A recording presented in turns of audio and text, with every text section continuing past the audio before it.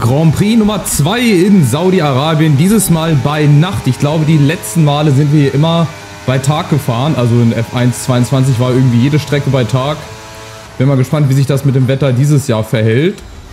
Lässt sich immer besser fahren, vor allem wie gesagt mit dieser neuen Lenkfunktion hier, wo er direkt nach rechts oder nach links einschlägt. Das könnte mir, DRS fällt auch super, das könnte mir hier vielleicht ein paar Vorteile auch bringen, wenn ich den dementsprechend auch fahre, dass ich die Kurven hier besser bekomme. Jetzt zum Beispiel, zack, er lenkt direkt wieder nach rechts rüber.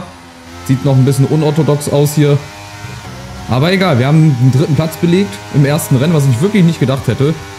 Dazu eine Disqualifikation von unserem Teamkollegen, also es war schon sehr, sehr viel Action mit dabei. Das darf dieses Mal gerne so weitergehen. Wenn ich dann wieder auf dem Podium lande, dann bin ich auf jeden Fall mit dabei. Entwicklung geht auch gut und gerne, oh Gott, gut voran. Bisschen abgekürzt, aber egal, scheint das Team hier nicht zu jucken. Die 4. Es ist eine schöne Strecke. Lässt sich momentan richtig gut fahren, oder das heißt momentan lässt sich jetzt richtig gut fahren. Jetzt wo man so die kleinen Ecken und die Kanten kennt, wie man so einlenken muss. Ich hoffe, dass das bei Monaco auch mal irgendwann soweit sein wird, aber da bin ich noch so ein bisschen auf Kriegsfuß. Genauso in Katar und Las Vegas bin ich wirklich mal gespannt, wie sich die Strecken fahren lassen. Jetzt nehmen wir erstmal die letzte Kurve hier mit. 9. Platz wäre völlig okay. Wird vielleicht ein bisschen schwer mit überholen, aber das werden wir auch irgendwie hinkriegen. 9. Platz, bleibt's dabei, jawohl. Gute Runde, gute Zeit, guter Platz im Mittelfeld.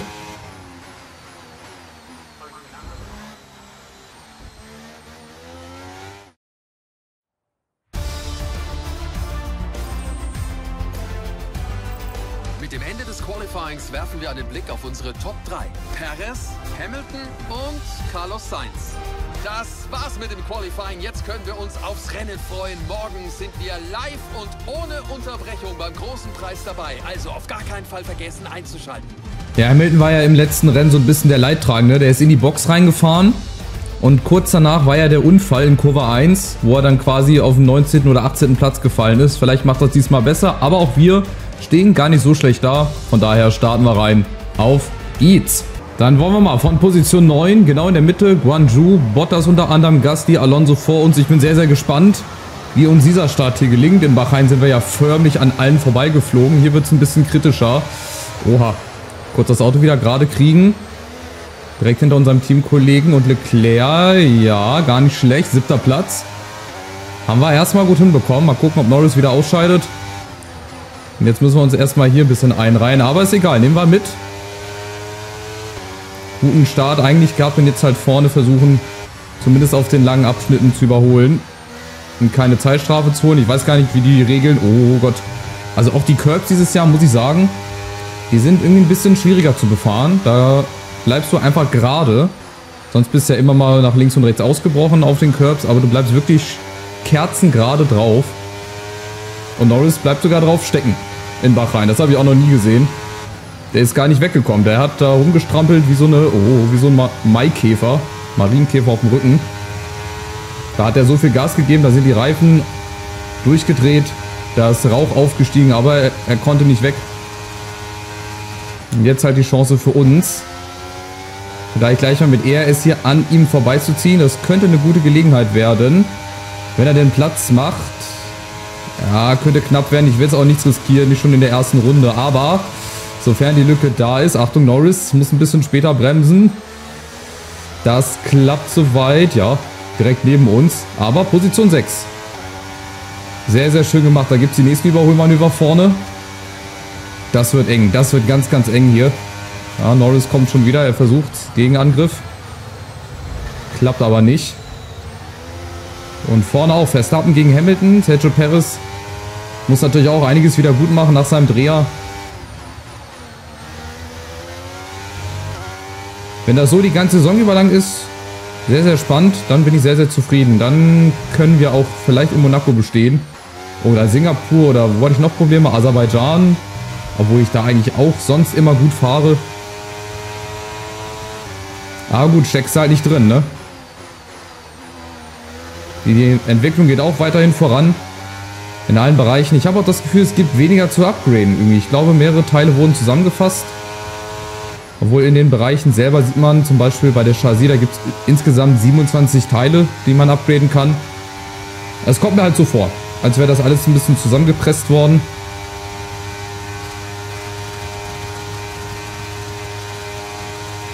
Schauen wir mal, dass wir vorne dranbleiben. Dass wir auch gleich ins DRS-Fenster reinkommen. Norris dahinter, dann Alonso. Sag ja, Aston Martin, die sind dieses Jahr auch wohl ein bisschen stärker. Ja gut, da kann ich jetzt hier ERS sparen, das muss ich nicht unnötig ausgeben. Aber vielleicht jetzt gleich auf der langen Geraden nochmal. Achtung, oh, gegengekommen, aber nicht beschädigt. Gelbe Flagge gibt's schon. Okay, aber wahrscheinlich ich. Wahrscheinlich war ich das gerade, weil ich da einmal gegengeknallt bin.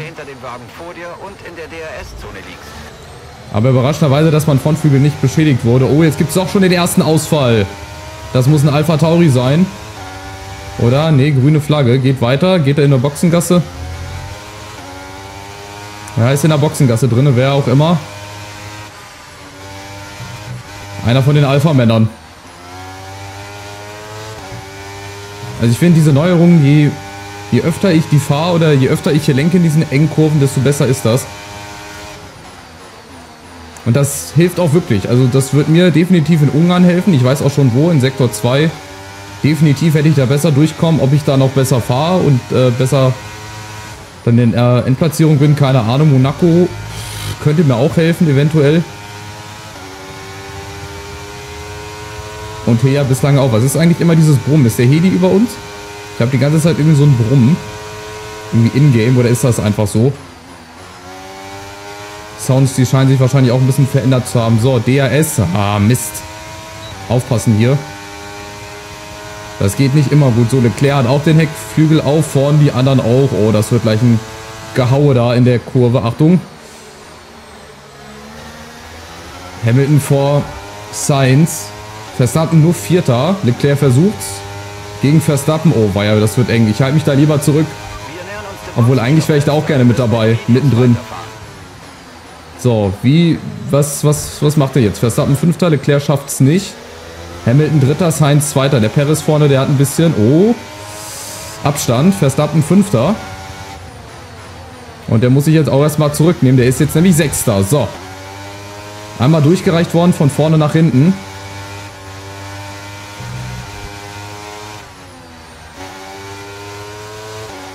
Ja, auch so halbwegs gut hier genommen, die Kurve, aber immer noch passabel. Glaube ich, Verstappen jetzt Sechster hinter uns. Den müssen wir wahrscheinlich gleich vorbeiziehen lassen. Der hat halt einfach das stärkere Auto. Aber wir versuchen alles. Ich gebe alles hier. Ich werde... Der ist kriege ich leider nicht. Ich werde trotzdem alles geben, um hier zu verteidigen. Komme da was wolle. Und Norris auch dahinter. Also wir könnten ein richtig gutes Wochenende haben, von den Punkten her. Norris holt dann auch endlich mal ein paar Punkte. Und ich bin hier nicht wieder der Alleinunterhalter. Achtung, Verstappen zieht vorbei. Ja, da muss ich mich fügen. Dann hole ich mir lieber DRS. Oder kriege ich DRS? Ja, vielleicht kann ich ja zurückschlagen oder zumindest rankommen. Und dann die Chance in der letzten Kurve wagen. Russell an Norris auch vorbei. Oh, das wird eng, aber ich bremse hier später. Oh, eng. Aber es klappt. Riskant. Ich muss Verstappen dann ein bisschen Platz lassen, sonst bin ich gleich derjenige, der hier gedreht wird. Ja, noch geht keiner in die Boxengasse rein. Ich glaube jetzt in der nächsten Runde... Oh, Verstappen kommt. Habe ich gerade die Lücke nochmal zugemacht, sonst wäre er durchgeflitzt. Ja, man muss echt aufpassen. Also die ziehen. Ich habe auch das Gefühl, die attackieren so ein bisschen riskanter bislang. Also fällt mir auf in den beiden Rennen, die wir bislang haben. Die attackieren ein bisschen riskanter, suchen auch die Lücken und fahren die auch viel aggressiver an. Mein Feeling. Also ich habe ja gesagt, auch im letzten Part, bislang würde ich dem Spiel eine 8 von 10 geben. Oh, Fehler. Und schon ist Verstappen vorbei. Ja, das ist halt das Ding. Aber den Platz holen wir uns gleich wieder zurück. Hier gibt es ja ein Überholmanöver nach dem anderen. Aber jetzt noch nicht. So, die ganzen kleinen Neuerungen, wie gesagt, das fügt sich zu so einem großen ganzen Bild zusammen. Das neue Fahrverhalten, das Fahrerlebnis, das ist wirklich gut bislang. Ich hoffe, das bleibt jetzt auch erstmal und wird nicht im nächsten Patch wieder umgeändert. Macht bislang wirklich richtig Spaß. Dazu natürlich die neuen Strecken, da bin ich auch sehr, sehr gespannt. Und auch, wie ich mich mit dem neuen Fahrverhalten auf den alten Strecken mache. Gerade so auf meinen Problemstrecken. So. Perfekt. Und jetzt ist eigentlich genug Schwung da und jetzt müssen wir an Verstappen vorbei und hier innen machen wir das. Oh, Vorsicht! Oh nein! Doch, zu viel riskiert. Nein. Scheiße, doch zu viel riskiert. Naja, muss ich natürlich... Muss ich natürlich ändern. Scheiße, zu viel riskiert. Frontflügel ab. Und Verstappen ist der lachende Dritte oder so, wenn man möchte. Der muss natürlich jetzt nicht rein. Ah, shit, ey. Und ich muss rein, muss den Frontflügel wechseln. Das ist total ärgerlich. Und absolut unnötig auch, ey. Total bitter. Das kostet mich wertvolle Zeit. Gut, da kann ich die Punkte auch vergessen. Ich glaube nicht, dass ich das nochmal aufhole. Tsunoda war es übrigens. Oh Mann, ey. Gerade im zweiten Rennen. Aber gut, so ist es. Zu viel riskiert. Ich kann froh sein, dass ich mich nicht komplett gedreht habe, dass ich einen Totalausfall hatte. Perfekt eingebogen. Die Stoppzeit sieht gut aus. Wir sind sehr zufrieden. Aber das werde ich nicht schaffen. Ich komme vorne nicht mehr ran. Ich werde wahrscheinlich sogar Letzter werden. Okay, Letzter vielleicht nicht. Du musst es jetzt auf diesen Reifen bis ins Ziel schaffen. Okay, Boxengasse ist so circa 20 Sekunden im Normalfall. Achtung, Tsunoda. Ne, da muss ich erstmal durchpreschen. Tja, wie wollen wir das jetzt noch machen? Jetzt brauchen wir eine Aufholjagd XXL. Sowas hat die Welt noch nicht gesehen. Damit zumindest Platz 10 mal realistisch irgendwie bleibt oder ist oder keine Ahnung. Also wir holen auf jeden Fall auf. Ne? Die müssen jetzt auch gleich in die Boxengasse, aber ganz vorne, da wird es nicht reichen. Schade, waren wirklich auf einem guten 4., 5. Platz. Hätten auch wieder ein paar Punkte holen können, aber unverhofft kommt oft. Im letzten Part war es Norris, der so ein bisschen reingechoked hat. Jetzt sind halt wir diesmal dran. Ich hoffe, dass wir dann ab dem nächsten Rennen zusammen ins Ziel fahren. Irgendwie. Tja, total ärgerlich, aber ist nicht zu ändern. Ob jetzt noch was nach vorne geht, ich warte einfach ab. Ich warte die Boxenstops ab, mehr können wir nicht riskieren. Ich weiß, wie sich Hamilton fühlt.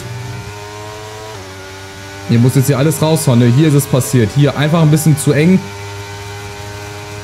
Und dann hat Verstappen doch nochmal die Lücke zugemacht und dann haben wir doch am Ende ein bisschen reingechoked. Und jetzt habe ich auch noch kein DRS, jawohl. Das brauche ich jetzt momentan eh nicht. Vielleicht kann ich ja noch so 3, 4 Autos überholen in der Boxengasse, wenn sie jetzt rausfahren. Vielleicht finde ich ja doch nochmal Anschluss, aber im Normalfall dürfte das hier für mich das gewesen sein. Wir kommen jetzt auf Platz 18 vor Magnussen, ehemaliger Teamkollege.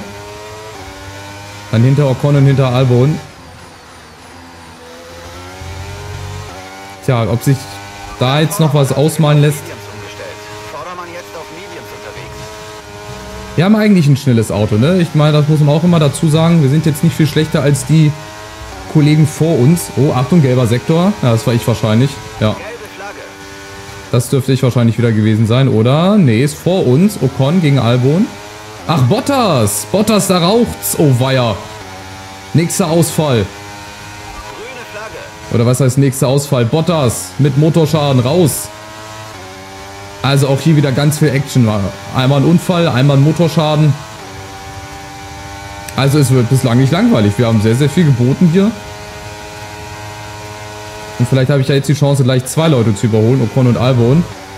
Norris ist in der Boxengasse. Jetzt aufpassen. Jetzt aufpassen mit dem Überholen hier. Ach, DRS kriege ich leider nicht. Stimmt. Weil mein DRS ist ja kaputt. Aber vielleicht schaffe ich es auch so. Oh, ist das riskant. Ey, ich sehe mich schon wieder hinten irgendwo drinnen liegen. Achtung, Albon. Innen vorbei. Ocon auch nicht. Weit von mir weg. Da ist er. Aber vor ihm. Sehr gut. Und jetzt brauche ich DRS, Jungs. Jetzt brauche ich das. Und jetzt funktioniert das nicht. Das ist ja echt ärgerlich. Achtung, Ocon. Kommt, zieht rein in die Lücke. 10.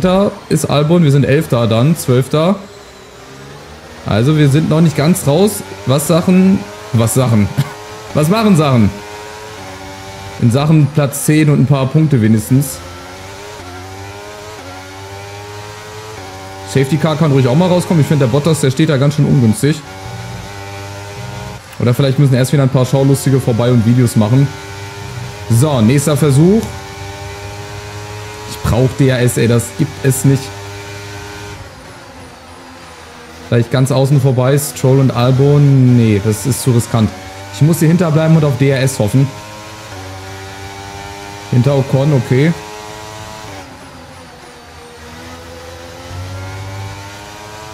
Sieht alles gut aus. Wir pushen ganz gut. Jetzt Stroll gegen Albon. Oh, wenn zwei sich streiten, freut sich der dritte vielleicht. Aber ich habe kein DRS, ich kann nichts machen. Stroll vorbei, das war klar. Dann muss ich halt ERS benutzen. Geht nicht anders. Auch wenn ich nur noch 5% habe. Anders geht's ja nicht. Ocon kriegt das jetzt natürlich auch. Ey, das ist halt bitter. Leclerc mit einer 1,31, die schnellste Rundenzeit. Achtung, vorne. Da kriegen sie sich jetzt hoffentlich nicht in die Haare. Sonst bin ich wieder der Leidtragende hier. So, jetzt aber vorbei. Komm. Schaffen wir aber nicht. Weil die alle DRS kriegen. Jungs, was ist denn los da, ey? Bekommt das doch mal hin.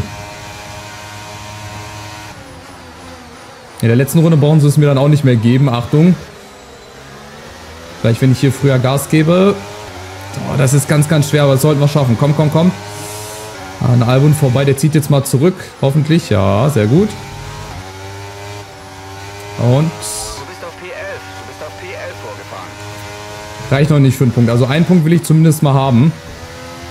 Da habe ich mich jetzt so stark wieder zurückgekämpft. Das war eigentlich aussichtslos. Ja gut, vielleicht auch nicht, wenn man den Circle of Doom bereit gehabt hätte. Hätte man das vielleicht schon mal ausrechnen können. Aber gibt es ja hier leider nicht. Das ist zum Beispiel nochmal eine Neuerung. Für die Zukunft dann, irgendwann für die nächsten F1-Spiele. Aber man will ja nicht meckern. Ich bin bislang echt sehr, sehr zufrieden mit dem Spiel. Gefällt mir sehr, sehr gut. Und das Rennen ist ja auch noch nicht vorbei. Wir haben ja noch eine Chance, aber wenn ich Stroll jetzt schon überhole, der holt mich immer mit DRS. Ich habe da einfach keine Chance, weil die es hier einfach nicht hinkriegen. Ich weiß auch nicht, wieso die da so lange brauchen. Gerade jetzt, wo ich es so sehr brauchen würde, darf ich es nicht benutzen, weil es irgendwie, ja, weiß ich nicht.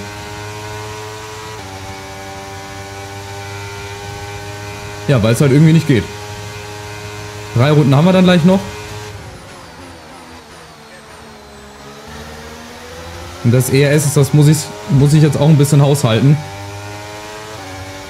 Geht es nur noch um Platz 10 mit wahrscheinlich Albon zusammen und auch Ocon. Das kann doch aber nicht wahr sein, ey, dass sie das nicht geschissen kriegen. Vielleicht, ach, jetzt ist das Dreieck weg. Okay, jetzt geht's auch wieder. Endlich, hat ja auch fast 3 Runden lang gedauert. Das heißt, wir sind wieder bereit zum Überholen.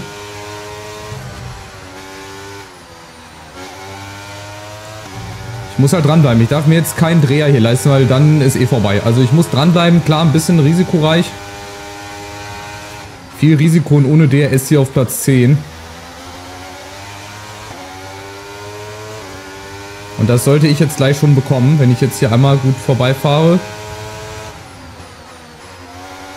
Den Abschnitt hier muss ich jetzt gut kriegen. Oh, weiter rum. Und schauen, dass mein Frontflügel hier nicht beschädigt wird, ja. So, hier kriege ich das erste Mal DRS. Hier kann ich schon mal sparen. Jetzt fahre ich gleich mit voller Kraft an ihm vorbei. Hoffentlich. Oh, wenn mein Auto hier heile bleibt. Da habe ich mich glatt schon wieder in der Bande gesehen. Das ist auch echt sehr riskant teilweise, was ich hier mache. Aber ihr kennt es nicht anders von mir. Aber ich komme vorne nicht ran, Stroll. Das ist... nee. Noch vergebens leider, aber... Etwa 3 Runden kommen wir mit dem Benzin noch aus.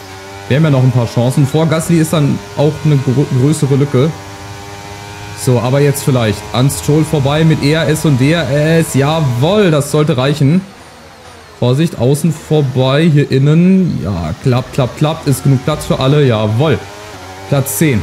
Erstmal. Gutes Tempo, aber denk dran, dass die Reifen bis zum Schluss durchhalten müssen. Ja, so ich die gerade beanspruche, aber ist egal. Müssen sie jetzt durch.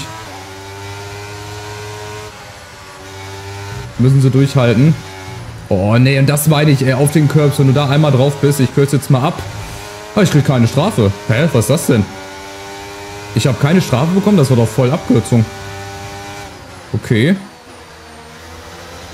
Nein, ich habe an den Regeln nichts verändert, wenn jetzt wieder der Anschein kommen mag. Ich habe überhaupt nichts eingestellt. Oder darf man dann zurückfahren? Keine Ahnung, oder hätte ich den Platz zurückgeben müssen. Aber ihr habt es jetzt gerade gesehen, ich war gerade Kerzen gerade auf dem Curb drauf. Das ist auch ein bisschen anders diesmal. Sind die Autos tiefer gelegt oder die Curbs höher? Oder ist das halt auch einfach im neuen Fahrverhalten drin? Das kann ja auch sein. Oh, ganz dicht hier an Stroll vorbei. Jawohl. Wird eng, ist eng, aber klappt. Sehr gut. So, jetzt die Retourkutsche. Ach, Stroll musste bremsen, Albon jetzt dahinter. Also der hat auch noch nicht seinen 11. Platz sicher. Sehr, sehr gut.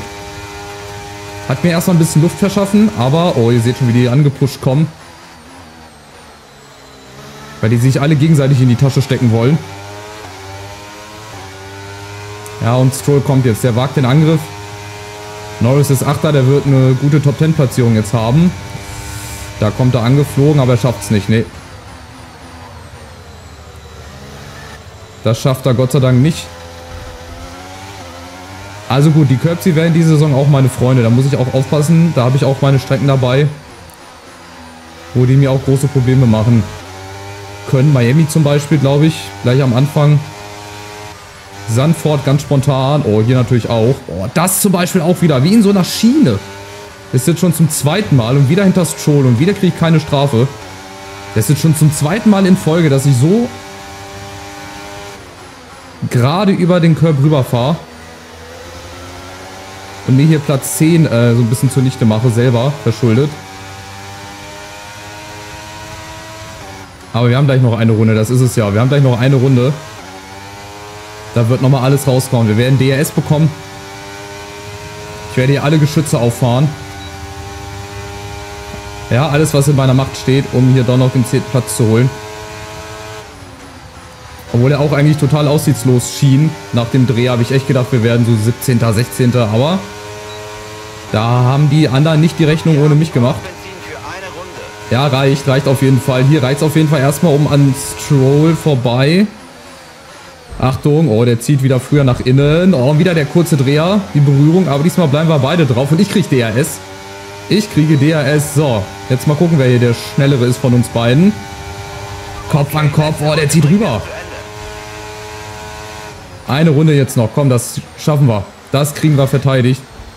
Ein guter alter Verteidigungsmanier. Aber die anderen... Oh Gott, da kommt ja eine ganze Traube. Die könnten es theoretisch auch noch auf den 10. Platz schaffen, wenn jetzt hier noch was ganz Kurioses passiert.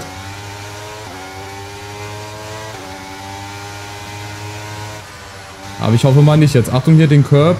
Ne, schon wieder. Das gibt es nicht. Also diesen Curb, den habe ich wirklich gefressen. Nach Verwarnung. Jetzt kommt die Verwarnung abgekürzt. Aber auch nicht, dass ich den Platz zurückgeben muss. Egal, nehme ich mit.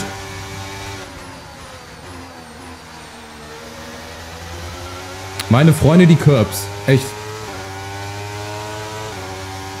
So, hier ist jetzt nochmal ein tricky Abschnitt gleich. Mit DRS, aber ich habe ein bisschen ERS zum Verteidigen. Ob das reicht, ich glaube nicht. Stroll oder Albon, die kommen jetzt gleich ran. Also der kommt jetzt schon ran, der Stroll, der versucht, aber er schafft es nicht, weil ich die Lücken versuche, so gut es geht zuzumachen. Sergio Perez gewinnt. Macht also seinen Fehler von Bahrain wieder gut. Sein Unfall und jetzt die letzte lange Gerade, da wird es sich jetzt entscheiden.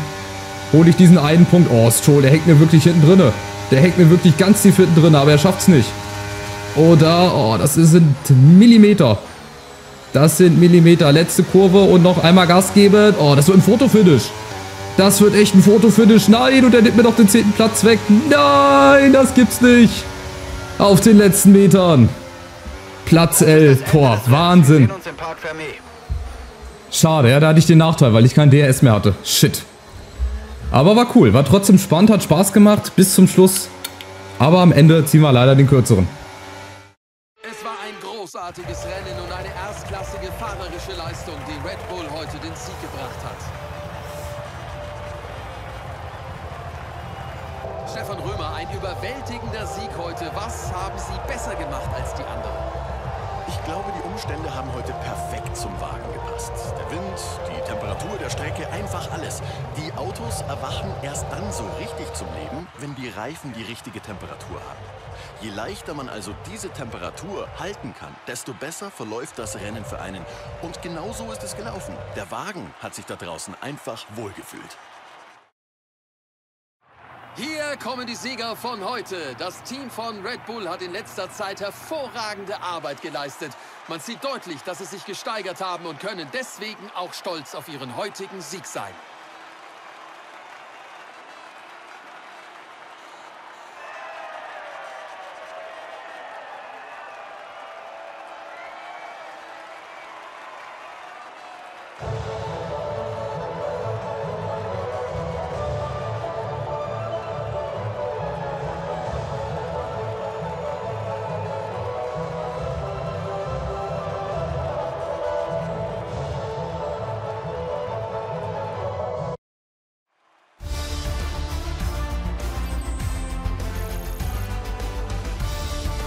einen Blick auf die aktuelle Fahrerwertung. Die Situation an der Spitze ist nach diesem schwierigen Rennen für unseren Weltmeisterschaftsführenden eine andere.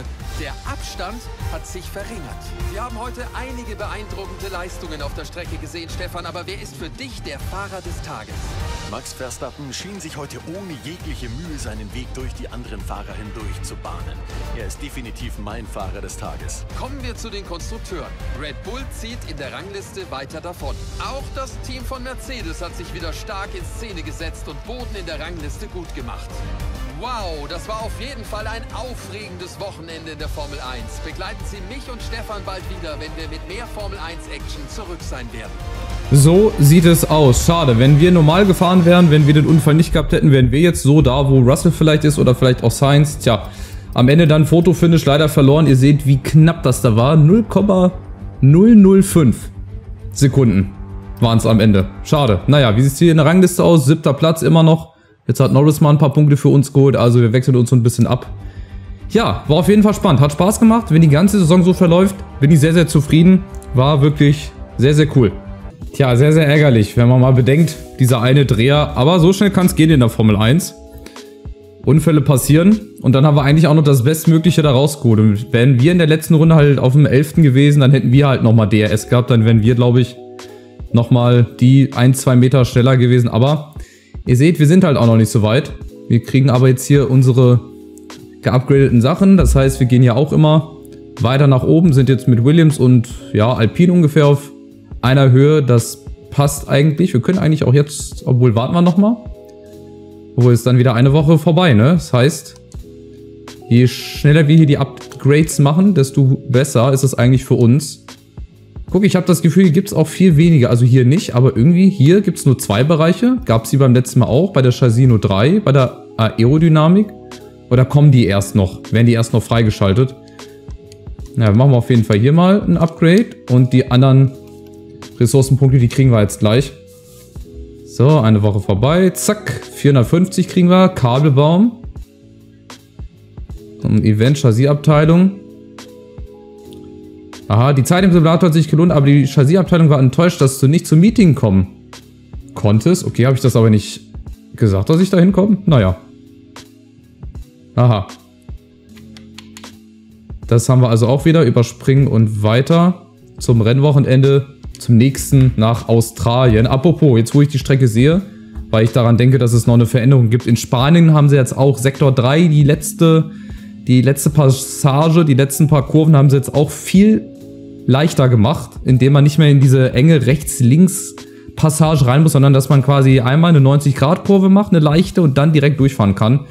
Das ist auf jeden Fall eine ganz, ganz schöne Verbesserung. Und wir haben sogar mal anderes Wetter. Ich freue mich, dass wir nicht immer nur in der Sonne fahren. Wir haben Blitzqualifying im Regen, dafür aber dann im Rennen wieder Sonne. Wird auch sehr, sehr spannend.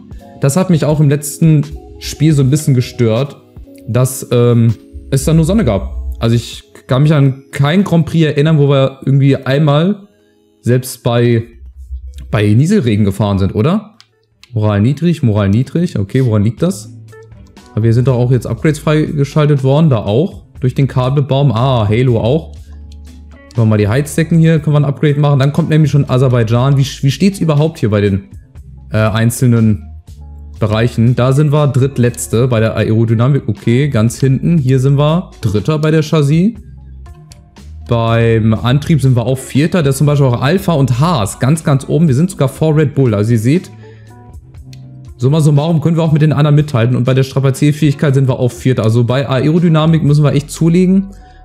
Und ansonsten stehen wir eigentlich ganz gut da. Ich bin sehr, sehr zufrieden. Wir gucken nochmal kurz auf die Rangliste hier. 7. Platz. Alles eng beieinander. Ich bin sehr, sehr gespannt. Und wie das hier auch in Australien läuft beim Regen. Ich freue mich. Macht's gut. Bis zum nächsten Rennen. Ciao, ciao.